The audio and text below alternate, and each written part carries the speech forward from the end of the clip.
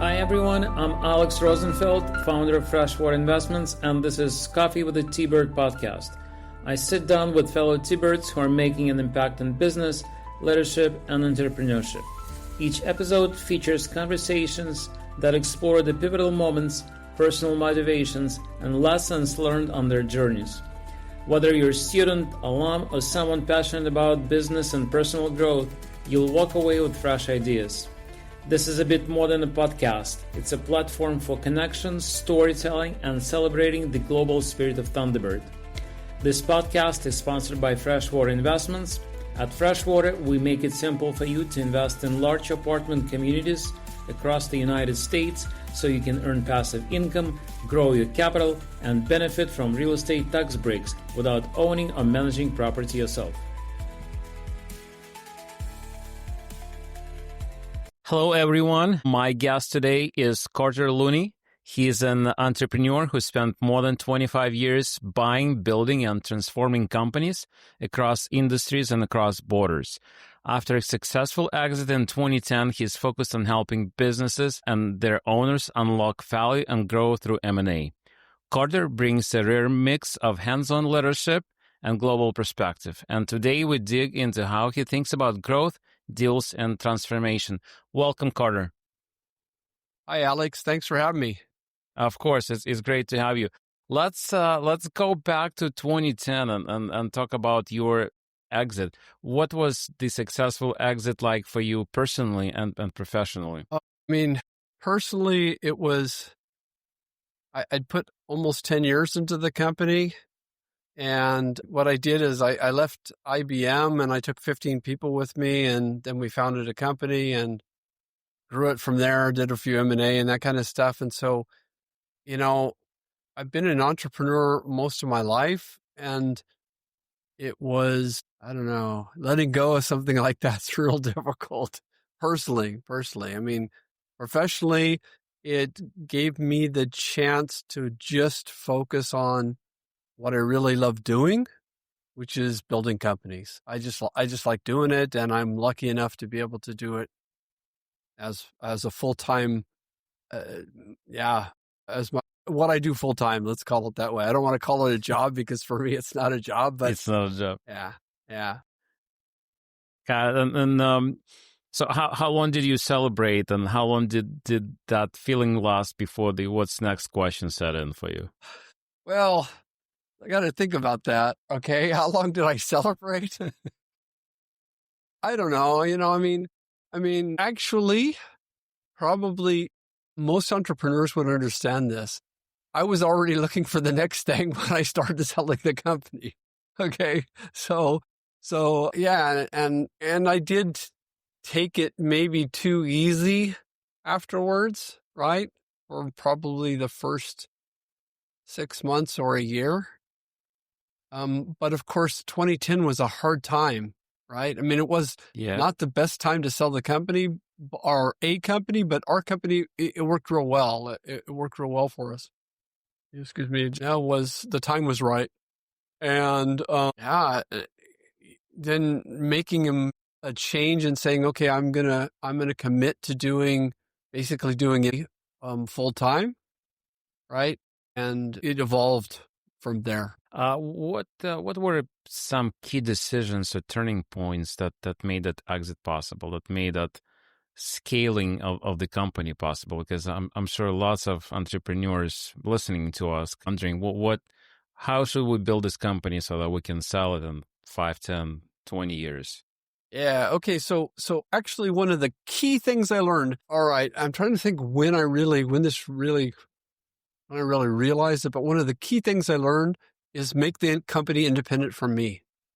Okay. So actually, because what I did is, I went to a subsidiary of IBM that was created sort of like an incubator. It was more a platform for entrepreneurs than an incubator as such. And they basically said, look, we want you to come on board. In my case, it was for financial services consulting. You can build your own profit center, and you got to hire your own people. You got to do your own sales.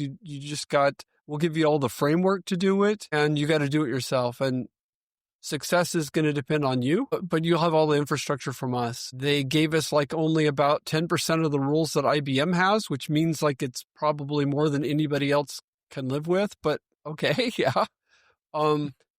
And so already within there, I learned to delegate to the right people, right? And not just to delegate people, but to actually find the right people at the time you're hiring them and steer them in the direction that you want them to go, right? You have people that maybe want to have a real deep expertise technically, which is super, all right, in the case of consulting, but you might have people that want to be more sales and some that are a little more entrepreneurial. And these entrepreneurial sales guys, if they deal well with can learn managing people, then they're good to grow behind you, right? And because the basic idea is within there was if you want to move up the ladder, then you need to pull somebody up behind you that can take the, so there's no vacuum, right? And this is a key thing for anybody that wants to grow their company. Basically, for anyone that wants to make their company sellable in the future, you need to do this. You need to find people that can do things better than you, and you got to give them a framework to do it in. Build an environment. That's your job. Build an environment that they can work well in. Don't micromanage them. Yeah. Give them clear things. If they overdo it or step outside the borderlines, you make it clear that's not good. Okay. But you let them, run things themselves or have their own responsibility. You can't have a responsibility without having the authority to make a decision, right? It doesn't work, right? And I think that was the most important thing that any entrepreneur needs to understand. All right. After that, then comes understanding that finance is it's a strategic pillar of your organization. Maybe not when you're a one-man team, or maybe it's really easy to manage then, but once you get to a certain size, even if it's only 25 people, you need to start understanding that. And once you get to 100 people, then you have to make it a strategic pillar. Because to grow, you're going to have capital, all right? And in order to finance growth, if you don't have financial clarity, as an example, in other words, clear planning, reporting, etc., things that are boring, right, especially for us as entrepreneurs, right? Your cost of capital is going to be too high. It's the same exact thing when you get an investor. They look at it the same way, right? Interestingly enough, a lender and investor have a lot of similarities in how they look at it because they're both looking at risk and they want to understand that there's sustainable cash flow there. Right. And that comes out of processes. Yeah. Boring things I don't like either. Things that have to be done. Anyhow, you must be an expert in hiring right now. You probably hired so many people in your past. What's your approach to hiring? How do you find those great people that can help you scale your company? Okay, so here's the deal. Okay, I'm a big Jim Collins fan. All right.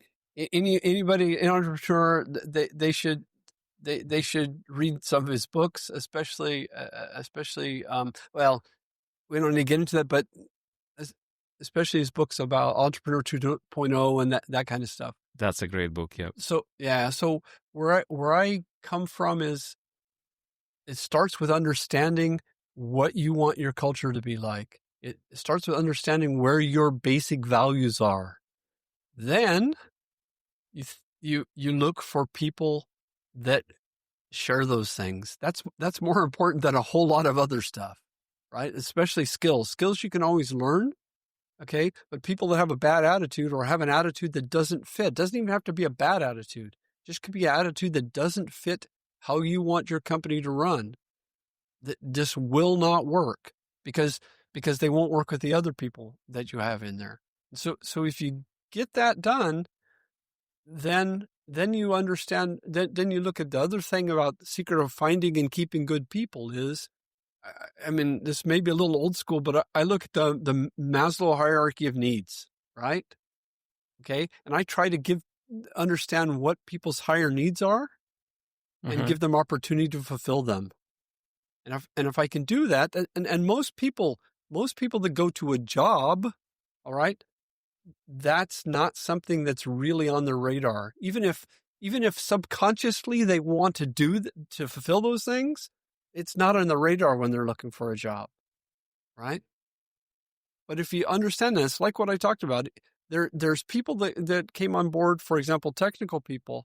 They're excellent technical, and you talk to them, hey, what do you want to understand? What do you want to do? What do you want to be in 3 years or in 5 years? Okay. And they talk to you about these things, and you set up a system so that it's easy, or maybe not easy, but it's a reachable goals they can reach. And then you do it. And that was the secret. I mean, if you think about it, 15 people went with me, 13 of those people were still there 8 years later. And in the IT world, that's a big deal. That's right? That's a lifetime. Yeah. Right. That's great. So if you look at that story of the company right now, would you done anything differently? Let's say I learned a lot in those 8 years. Yeah. Let's talk. Yeah. I probably wouldn't have sold the business at that time because timing's a big deal on price. That's probably something that I would have done. But there are some things that I just couldn't do differently because I wasn't mature enough, right? I had to learn how to deal with things and how to deal with people in certain ways that it just wasn't there. So it's not like, well, I would do it better if I could have, but I just wasn't there. Yeah. All right. Let's go back to your childhood and talk about where you grew up. Maybe talk about your family a little bit, your parents. Okay. So, I grew up I come from what we call the Far West Valley in Phoenix. So not in Phoenix, but in Buckeye, out in a small agricultural community that had about 5,000 people when I grew up there. The West, for anybody that knows the Phoenix area, and a lot of Thunderbirds will. So 51st Avenue was the west of Phoenix. Okay. And I grew up at like actually about 220th Avenue. So way out there. It's quite different now. Yeah. It's really different now. Yeah. My father comes from there. My mother comes from Minnesota. She's the daughter of a German immigrant and an American Indian. So, very interesting background, but yeah. What was your dream job when you were a kid or in high school? Yeah, high school. Well, what I wanted to work for myself. That was like a very thing that I got really early on in life, that my parents didn't have a lot money-wise to give me, if you want to put it that way, but they instilled in me the value of self-determination, right? You're responsible for yourself. You're responsible for what you achieve. Nobody else is. Yeah. And other values like you may be responsible for yourself, but to be really successful, you need other people. So you need to understand what they need so you can give it to them. Yeah. Because it'll help you get what you need. Right. Working in a team. If you want success, you want it in a team. I mean, that sounds real funky, but those are things that my parents taught me when I was a kid. Did you have any businesses while you were a kid? No, I mean, I always just did just like everybody else. It was more like if I wanted something, then I went and worked somewhere to get it, right? Like I'd go mow lawns like probably every other kid did. And then to pay for college, for example, I started college when I was 17, and among other things, I started a business that I cleaned apartments for apartment houses. But because I realized very quickly that I didn't want to clean apartments, what I did is I looked at where can I get the most bang for my buck? In other words, being the lazy person that I am, I looked at it and I said, well, where do I get the least amount of work and the most amount of money? and where is a regular kind of thing? And I found out that all of these apartment houses or apartment complexes they have model apartments, and those have to be cleaned every week. So I went to them, and I went one to another, and pretty soon I didn't have very many people, but I think I had 4 regular people that work for me that just cleaned those things every week, or a bunch of different big apartment houses. So, stuff like that, right? I mean, not any huge business or anything, but always something like that. It doesn't matter. You're still practicing entrepreneurship, right? You're still hiring people. You're still looking for that business. And that's how you kind of building those skills. Yeah. Okay, what was next for you? After that, well, I went to university for 3 years, and then I basically decided that I was going the wrong direction because I was working nights at the Lakes Club in Sun City on tables, waiting tables. I was doing 2 days a week. I did demolition and a construction thing, so I'd have to get up at like 3:00 in the morning and go where they did hospitals, and then I had that other on the side, and it was just too much for me, and I wasn't mature enough, and I just got off in a bad direction. And so then I decided I better make a cut. Thought about how I'm going to get there. How am I going to get, first of all, I got to take myself out of the environment that I am, that kind of stuff. And I did a 2-year contract with the Army. And the only thing that besides getting paid a really good, I looked at what job in the Army can I do, whether I like to do it or not. Yeah. That will give me the maximum amount of bonus for college. Right. So I did that, and I told them I wanted to go to Germany, and I did a couple of deals, and I made it to Germany. Did you speak German at that time? Nope. No, I didn't. Yeah. So okay. So actually from the time I got there, I started spending time with German people, and I met a girl on a train, and her boyfriend and her little clique of people, and we'd go out together and that kind of stuff. Because I was 21, right? I was pretty young. I think they were 19, 20, or just close in age to me. And yeah. Well, then I met this wonderful girl at that other girl's birthday party, and I've been married to her now for 36 years. So, yeah. Congratulations. And so, when did you hear about Thunderbird? When did you start thinking about going to graduate business school? Okay, so I actually thought about Thunderbird when I was still at GCC in Arizona. Okay, and GCC is different than what you guys think maybe it was. It's Glendale Community College. That's okay. Which is also 59th Avenue, right? So it's like 3 miles south of Thunderbird. And I met a lot of people that I met there came from that area around Thunderbird, and that's the first time I really heard about it. And then it piqued my interest, and it was just always there. And then I went back to Germany. Then I went to Germany and did my 2 years in Germany, and got a European out, stayed in Germany, ended up getting married a couple of years after that. And I got to a point in my career in Germany, started in the IT world, and then I was managing a small group of like 75 people in a value-added reseller. And I realized that I wasn't going to be able to go up any higher in the organization. That made me think, okay, well, I got to do something different in my life. What do I want to do, and how am I going to get there? And I just thought about it. I'm the kind of person that makes a goal, and then I said, okay, what I got to do to get to the goal? And then even if it takes a while, and then I just do the things that have to be done, right? It's not real complicated. And that's sort of how it went. I set the goal of working for myself. I figured consulting would work well. I've always had a technical knack. So I said, well, I got to understand what just technical isn't going to be what it is. I got to understand how do I help businesses make money. And I looked at the area that I live in. I said, okay, I'm near Frankfurt. So there's lots of banks. They need IT. They need people that'll help them do these things. And then I just went one thing to the other. I went back to Arizona and did a whole bunch of credit hours in 1 year to finish my undergraduate degree, and then I went to Thunderbird. Excellent. Was it the right choice for you? If you're Of looking course, back, what 110%, 110%. Yeah.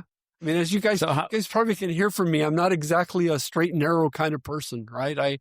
And Thunderbird, on one side, I mean, if you want to go and have the career and do all these kind of things, go to some Ivy League school, that's fine. But if you want a thing where you come to meet lots of people that have lots of different views of the world, but one common thing is that they deal with other people pretty well, yeah, then go to Thunderbird.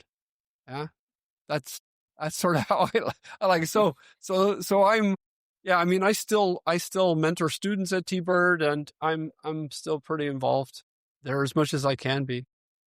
So do you think Thunderbird changed your life in any way? Did it change the trajectory of your life? Yeah, I mean, if it really changed the trajectory, I mean, it really affected my life. So yeah, so just I mean, I'm a small town kid from Buckeye. Yeah.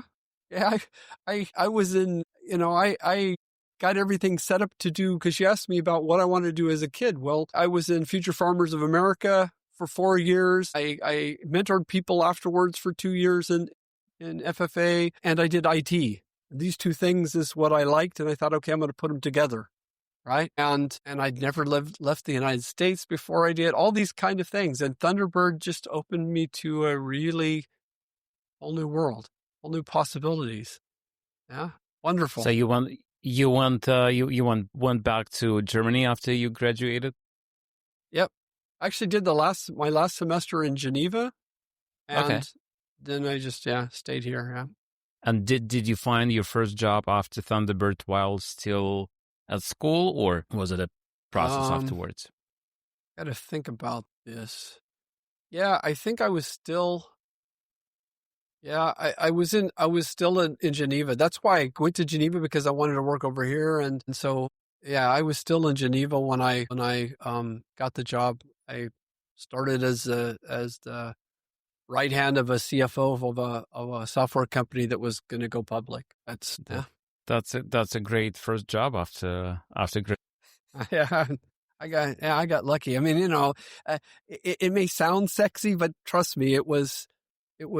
I spent the first 6 months preparing due diligence with at that time, Coopers and Lybrand was the people taking care of us for the IPO stuff, and basically proving that we were never going to be able to do an IPO. And I spent the next year restructuring. So, but it was great experience. It was very good experience. Yeah.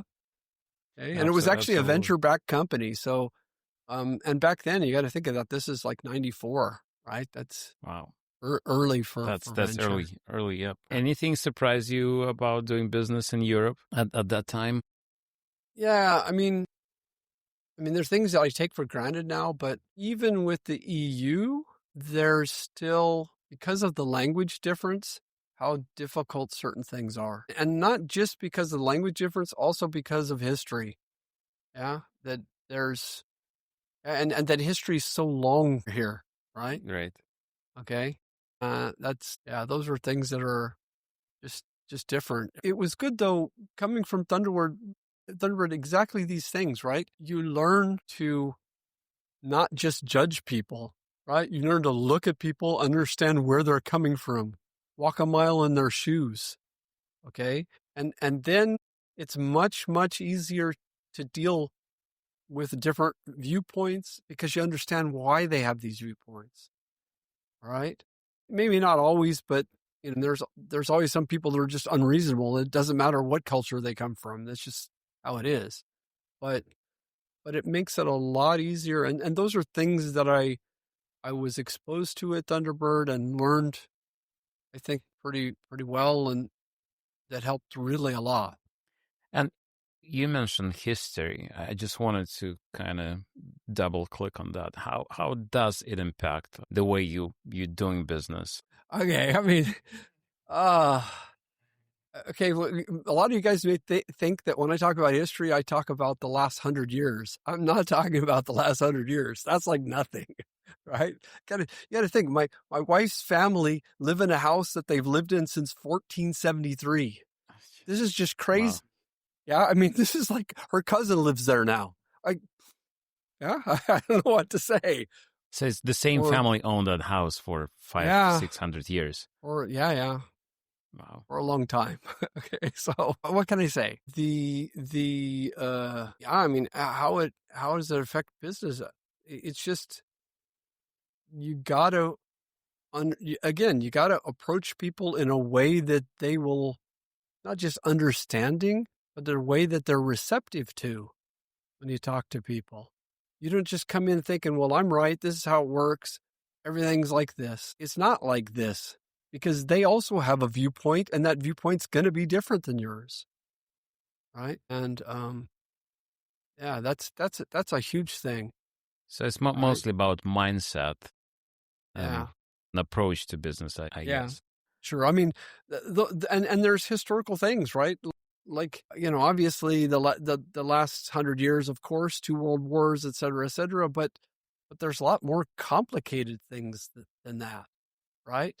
It's I mean, start with something like the Austrian-German relationship. Okay, that's something, or how the Swiss deal with each other. This all very historical based things. Yeah. Right. I mean, how Russia and Europe deals with each other. Okay. I mean, got to think about this. They were aligned against Napoleon. Okay. Fought wars together with that, fought wars and wars and wars together and apart and against each other. And right. That's a lot of luggage. People, you got to understand those kind of things. Mm-hmm. Right? Mm-hmm. Because it really influences how people see the other culture. Yeah, and your business counterparts. Yeah, sure. Okay. Let's talk about your current entrepreneurial journey. Okay. You involved in several businesses. Can we talk about? Sure. What's on your plate today? Oh, what's on my plate today? Well, I mean, the last 15 years, I basically focused on partnering with business owners to make their company sellable and exiting. That's most of what I done.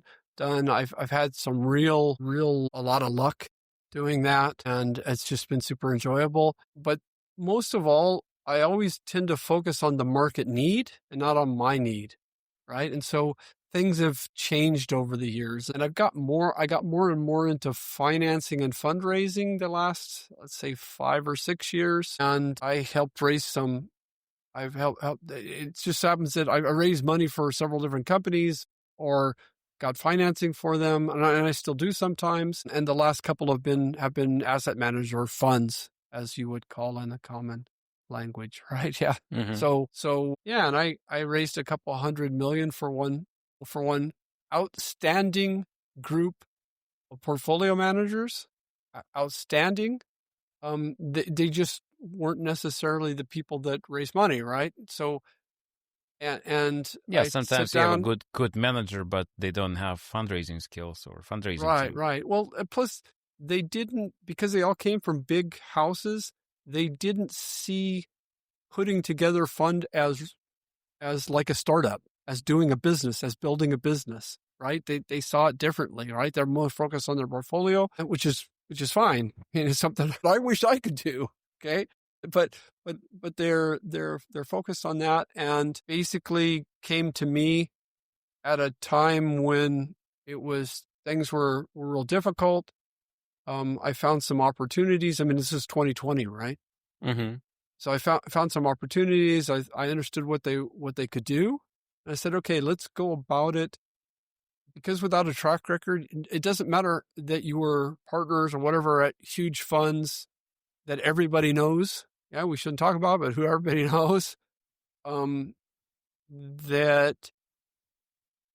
going to give you a certain amount of validity, for investors, but they still want to see what your track record is. And so let's first start with something and then work from there to build a track record, and then we can fund off that. Yeah. And I was able to find somebody else that had a considerable amount of money. It was actually another fund. And because this was 2020 and the whole world was crazy, they were having a hard time deploying.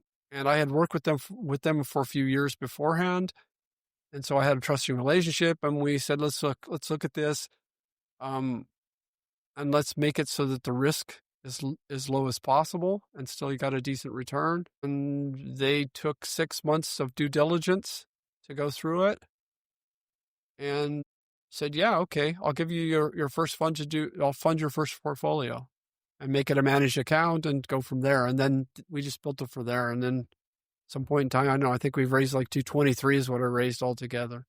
That's right? amazing. That's great. So, selfish question. So let's say I am an emerging fund manager in the real estate space, and I'm coming to you and I'm saying, hey, Carter, would you be able to help us raise our first fund? How would you, Alec, how would you go about it? Like, what's your typical approach in approaching I don't know, family offices, institutions, and raising funds for emerging managers? So emergency managers, I'm probably not going to be the person for this, but okay, my role would be more about helping you manage the business itself to get it to that point, to that right? stage. I mean, the actual what we'll do, and managing it, sort of like managing the project, right? Certainly, there's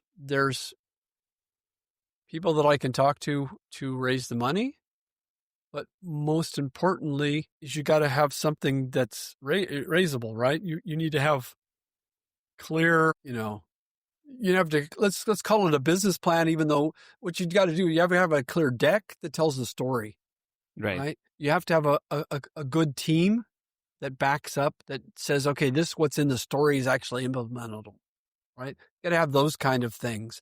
And then, financial projections. Okay. And that's the easy versions of the pitch. And then you have to have a real business plan behind that, because they're going to want to make sure, not necessarily because they want to read the whole plan, because they want to make sure that you're not just marketing people.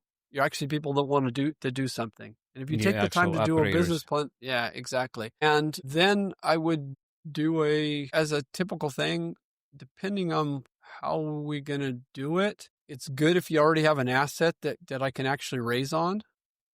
All right. So for example, if it's like we did with this thing, we had 2 portfolios that we knew we could buy. Mm-hmm. One was like 300 million in REO, and one was 400 million in NPL. And since this fund specializes in real estate backed securities, right? This, in other words, almost as stable as real estate. Yeah. Or basically as stable as real estate, and with a return well over 15%. Okay. So if you got those kind of things, and I mean, even that's real good. Okay. Because it's real solid, and you can talk about this is what it is and this is what it looks like. And then you can use that to build your track record with. That's sort of one way to go about it. Or if you're doing it within the real estate area, and then of course we'd work with partners, and we'd work with people we already directly have that have invested before. Right? That's and way to and do it. in general, what's the fundraising environment in Europe right now? It's a bit challenging in the US at the moment with high interest rates and yeah, I mean, in the overall uncertainty. Enough, sir, because of the uncertainty too, actually there's a lot of U.S. companies that are raising in, or that are providing capital in Europe.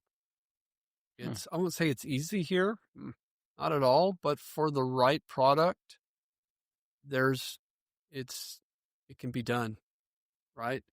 It definitely can be done, but the U.S. too, right? I mean, it depends on what you want to do. I mean, real estate's actually pretty good if you're family office oriented. Okay? Especially like multifamily. This is good. It's good, solid return. These people don't want these huge mega things, because you get a huge mega return. It means a lot of risk. That's just how life works. It doesn't mean that you can't get lucky and have a good return and still have low risk, but it's not plannable like that, right? So in the family office world, if you have that kind of investment, you probably can still get things in the U.S. In the private equity world, let's say if you want to do, it's like I'm getting ready to do a fund of my own with a partner who already has raised 4 funds, and we're going to do it for a very specific thing, for a roll up in a very specific area, et cetera, et cetera. The thing in the US is that there's a lot of PEs that have dry powder. And so you look for things like that in the market that you can use to leverage things, right? Okay. The PEs have dry powder just because the M&A market hasn't been what it could have been maybe the last few years. And that's it. So it's going to depend on what you want to raise for. It could be that in general, institutional and other things, sure. But again, they have money, they're going to have to deploy it. Right.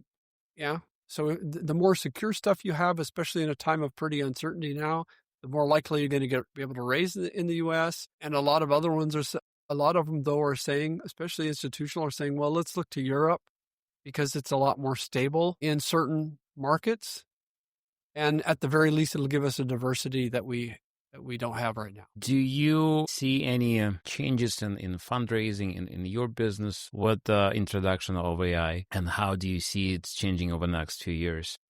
I just had a talk with somebody yesterday about this, actually another podcast, and maybe I'm too old school, right? I see AI as it's going to be able to automate a whole lot of stuff. I mean, I already use it to automate a whole lot of stuff. Okay, it makes it much, much easier to, excuse me? Can you give us an example? What are you automating? I do a lot of research. So if I'm going to research a market, I can automate a whole lot of that, right? I mean, I still have to read the research, and I still have to make sure that the way I automated it, it's not just telling me something, but backed up with documentation. But once you understood how to do that, you can do that. For example, research, it makes it like way easier. Definitely quicker, easier. I can get a real good idea of something and perhaps even get it to where it says, okay, these are places, once they understand how I think about it, because you got to train, right? It's not just using ChatGPT. Right? What you need to do is basically train an agent that thinks a certain way. And you do that by feeding them a certain type of information. Okay. And yeah, that could be dangerous, but it's also, you need to have guardrails, right? Because otherwise it will make things up. Right. And you get it to look at things through a standard way that will work and that you can check. And then you go from there. That's one thing about my researching. Obviously, outreach is something you can do a lot more with. Just fundamental things you don't want to have to do, like updating your CRM and all that. You can automate all that stuff, right? Okay. I mean, my EA, the biggest thing that she does for me is automate everything. Mm-hmm. Yeah. Okay. Yeah, sure. Because then she can concentrate on making the connections to the people that I say, look, I need to talk to so-and-so, okay, because we're going to talk about raising money for this and this. And then she can concentrate on making sure that gets done and not a ton of other stuff. Yeah, as an example. Got it. Okay. Before we wrap up, just a few quick questions. What advice would you give to a 20-year-old self, given what you know today and all your life experience? Start earlier. But again, without experience, it may not help so much. It's like having a Ferrari with bicycle tires on it. It's not going to help, right? You're not going to be able to go any faster. But yeah, slow down, understand what people need better. Treat people with respect. Okay, those kind of things. Focus on what others need and not what you need. Okay, these were things I'd be advised to myself. Yeah, that's great. That's great. And what's your next travel destination? Next week, we have a partner meeting in Lisbon. So that's where I'm at next week. And then I go to the US for a while, and then I go back to London for a private equity conference that I'm speaking at, and that kind of stuff. Excellent. Excellent. Yeah. Thank you, Carter. Thank you so much for this great conversation. I really appreciate your time. Again, it was great thank you for having me, Alex. Yeah, thank you very much. I appreciate it. Have a good evening. Take care. Yeah, bye.